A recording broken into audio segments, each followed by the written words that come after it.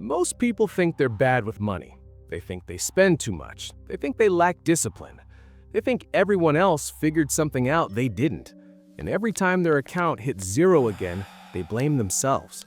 But here's the uncomfortable truth. If you're broke, it's probably not because you're irresponsible. It's not because you're lazy. And it's definitely not because you don't want it enough. It's because you were never given a system that works in real life. You were told to save more. You were told to work harder. You were told to stop buying coffee. But no one ever explained how money actually behaves once it hits your account. And until you understand that, no amount of motivation will fix the problem. Today, we're going to talk about why being broke isn't a personal failure and what's actually been missing this whole time. My name is Max, and this channel exists for one reason: to explain money the way it should have been explained to us. Not with hype, not with fake success stories, and definitely not with advice that only works if you already have money. If you're watching this, chances are you've tried to do the right things. You've saved a little, you've cut expenses, you've tried to be more responsible, and yet somehow money still feels tight. That's the most frustrating part, doing what you're told and seeing no real change. And over time, that frustration turns into guilt. Guilt turns into self-blame, and self-blame turns into giving up. This video is about breaking that cycle, because the problem isn't you. The problem is that most financial advice ignores how life actually works, especially for younger people. Rising costs, unstable income, constant pressure to spend.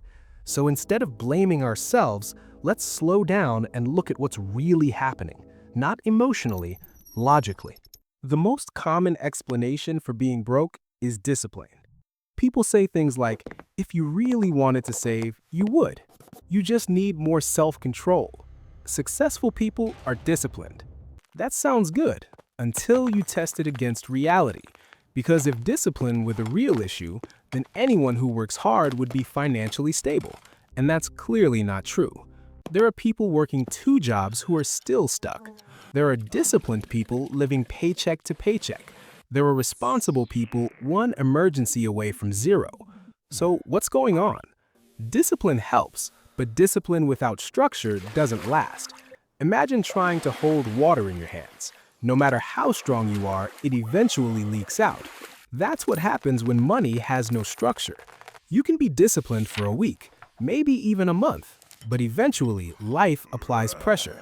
A bill shows up, something breaks, you get tired, you say, I deserve this, and suddenly the discipline everyone talks about disappears. Not because you're weak, but because discipline was never meant to carry the entire load. Financial stability isn't built on willpower. It's built on systems that work even when motivation is gone, and most people were never taught that difference. So when discipline doesn't work, the next piece of advice is always the same. Just save more. And saving is important, but saving alone doesn't fix broken money behavior. Here's why. Saving is passive.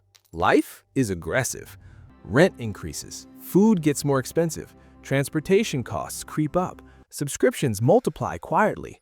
So every dollar you save is under constant attack. That's why people can save for months and lose it all in one unexpected moment. Car repair, medical bill, job instability. And when that happens, people don't say, my system failed.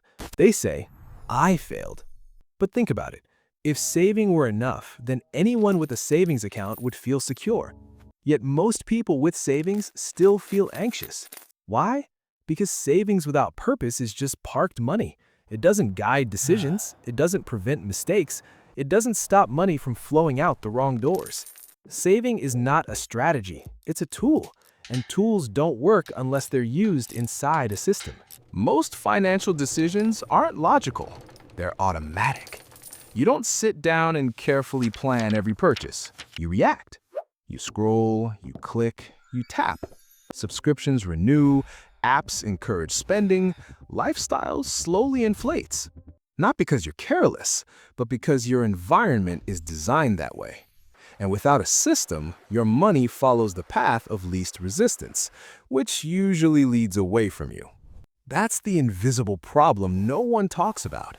Money leaves quietly, in small amounts, repeated often, and by the time you notice, it's gone.